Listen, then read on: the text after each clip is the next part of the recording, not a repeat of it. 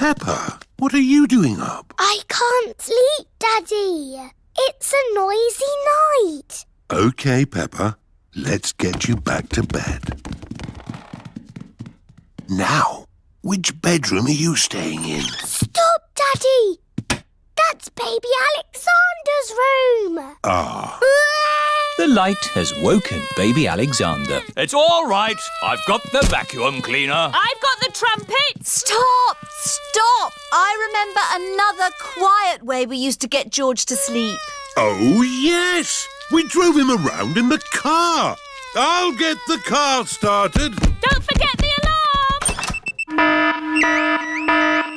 Daddy Pig has set off the noisy house alarm. The noisy house has woken everyone up. It's Miss Rabbit in her rescue helicopter.